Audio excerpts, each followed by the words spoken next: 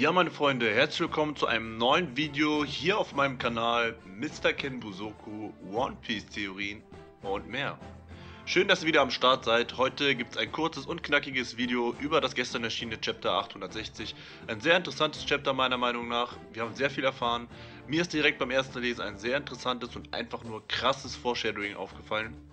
Beziehungsweise eigentlich sind es mehrere, die zusammengehören. Aber egal, in diesem Video stelle ich euch dieses Foreshadowing vor und erkläre euch seine Bedeutung. Viel Spaß und let's go! Killing all these rappers, you would swear I had a hit list.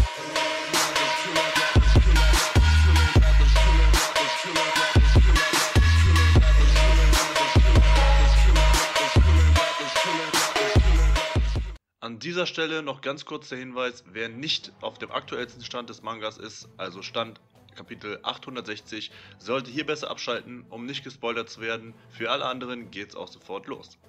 Und zwar finden wir den entscheidenden Hinweis bzw. die Bestätigung auf das Foreshadowing auf der Seite 7 im aktuellen Chapter 860, welches den Namen "Um 10 Uhr beginnt die Party" trägt. Wie wir alle wissen, befinden wir uns aktuell im Whole Cake Island Arc, in welchem ein Teil der Strohhüte, nämlich Ruffy, Brook, Chopper und Nami, Sanji retten wollen, der aufgrund politischer Zweckbindungen Big Moms Tochter Pudding heiraten soll. Diese Hochzeit soll auf der sogenannten, von Big Mom veranstalteten Teeparty vollzogen werden. Ich weiß, ihr fragt euch, warum erzählt er uns jetzt so Standardinfos? Sie werden gleich wichtig sein, Leute. Auf der angesprochenen Seite 7 des Chapters werden uns die zur Teeparty eingeladenen VIP-Gäste gezeigt. Bei diesen handelt es sich um eine Reihe von Untergrundmogulen, die ihr jeweiliges Fachgebiet beherrschen. Einer dieser Untergrundbosse ist ein Mann namens Drug Peklo, der den Beinamen der große Bestatter trägt. Auf seinem ohnehin sehr markanten Design sticht die Zahl 499, die er auf seiner linken Brust trägt, ins Auge. Ich habe mir daher mal das Chapter 499 angesehen. Zu dieser Zeit befanden sich die Strohhüte auf dem Sabaody-Archipel noch vor dem Timeskip, damit ihr es ungefähr zeitlich einordnen könnt und seht, wie verdammt lange es eigentlich schon her ist. Die Strohhüte vergnügen sich gerade mit den dortigen Freizeitattraktionen, also Achterbahnen und so weiter. Ich habe da mal passend zum aktuellen Chapter dort zur Seite 7 geblättert und was sehen wir dort? Die Strohhüte, Ruffy, Brook und Chopper, welche alle drei auch im aktuellen Arc beteiligt sind, fahren in einer Art Autoscooter, in der statt Autos Teetassen verwendet werden. Leute, sie sitzen also in einer Teetasse, ich blende euch das hier ein. Das ist aus meiner Sicht ein mehr als offensichtliches Foreshadowing auf die Beteiligung dieser Charaktere an der aktuellen Teeparty. Oda hat also schon damals geplant, dass sich die Strohhüte später aufteilen werden und unter anderem Brook und Chopper mit Ruffy im Big Mom Arc positioniert werden sollen. Der Mann ist einfach nur krass. Aber es geht noch weiter. Wem das als offensichtliches Foreshadowing noch nicht reicht, der muss sich nur die Coverpages der jeweiligen Chapter ansehen. Im aktuellen Chapter 860, erschienen am gestrigen 23. März 2017, sehen wir Sir Crocodile, der bei strömenden Regen in einer Stadt steht, was man an den Steinhäusern und Pflastersteinen am Boden erkennt, und einen Regenschirm hält, um einen kleinen Hund vor dem Regen zu schützen. Sehen wir uns nun mal die Coverpage des Chapters 499 an, welches, pass auf, am 19. Mai 2008 erschienen ist. Also vor knapp 9 Jahren, Leute. Oh mein Gott. Es handelt sich um den 9. Teil der ausführlichen Coverpage-Story der CP9-Agenten.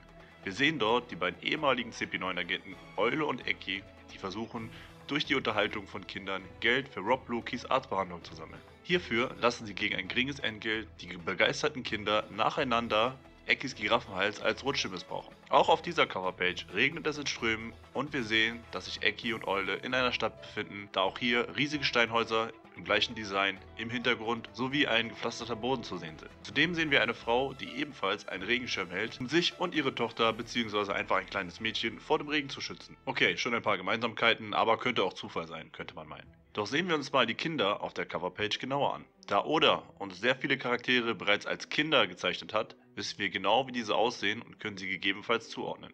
Auf der Coverpage 499 sehen wir unter anderem folgende Charaktere als Kinder. In der Mitte vor der Giraffe, unverkennbar meiner Meinung nach aufgrund seiner Masse, Capone Badge, der mittlerweile ja wie Ruffy zu den Rookies gehört und im aktuellen Arc eine Allianz mit diesen bildet. Direkt daneben sehen wir den kleinen Sanji. Vor Sanji steht ein Junge, der zwar mit dem Rücken zu uns steht, jedoch aufgrund der Kleidung und Haare sehr starke Ähnlichkeit zu der uns bekannten Kindeszeichnung von Sir Crocodile aufweist, der ja, wie eben erwähnt, auf dem Cover des aktuellen Chapters zu sehen ist. Ganz rechts steht zudem ein Mädchen, welches zwar ebenfalls mit dem Rücken zu uns steht, jedoch lassen die markanten, orangenen Haare, welche auch noch passenderweise zu einem Zopf gebunden sind, den begründeten Verdacht zu, dass es sich hierbei um Nami handelt. welche ebenfalls im aktuellen Arc vertreten ist. Um das Ganze abzurunden, erinnern die Frau, die den Regenschirm hält, und ihre kleine Tochter neben ihr doch sehr, sehr stark an Sanjis Mutter und seine Schwester Raiju, da unter anderem beide blonde Haare haben. Wir sehen also diese beiden Coverpages und zudem diese beiden Chapter generell sind sehr stark aneinander angelehnt. Wenn ich schon dabei bin, dachte ich mir, schaue ich mir das Chapter 499 auch noch zu Ende an und ich habe auf der letzten Seite noch etwas sehr Auffälliges bemerkt. Wir sehen dort nicht nur Rouge, der damals ebenfalls auf dem Sabaody-Archipel vor Ort war und im aktuellen Big Mom Arc als einziger Rookie neben Ruffy und Capone thematisiert wurde, da er einen der Big Mom-Kommandanten ausgeschaltet hatte, sondern sehen unten im Bild auch einen Weltaristokraten, der gewohnt arrogant auf einem Menschen als Pferd reitet. Dieser Sklave sieht aus meiner Sicht 1:1 aus wie Sanji im aktuellen Arc. Er hat sehr viele Verletzungen, also Schürfwunden und so weiter, und wird zu etwas gezwungen, was er nicht tun möchte, und hat keine Chance, sich zu wehren, da ihm sonst der Tod droht. Also genau wie im aktuellen Arc. Das war's auch schon für heute. Ich war gestern mega geflasht, als mir die Parallelen aufgefallen sind. Ich hoffe, euch geht's genauso. Ich habe dieses Foreshadowing bisher noch bei keinem anderen gesehen. Was meint ihr? Wie kann man nur so brillant wie dieses verdammte Genie Eiichiro Oda sein? Wenn euch das Video gefallen hat, könnt ihr gerne einen Daumen hoch und ein Abo dalassen. Ich sitze seit gut einer Woche an einem etwas ausführlicheren Analysevideo, welches ich euch natürlich so schnell es geht liefern möchte. Um die Wartezeit zu überbrücken, dachte ich mir nur spontan, ich teile meine Entdeckung im gestrigen Chapter mal mit euch. Das war's auch schon von mir. Ich hoffe, wir sehen uns beim nächsten Video. Ciao und tschüss.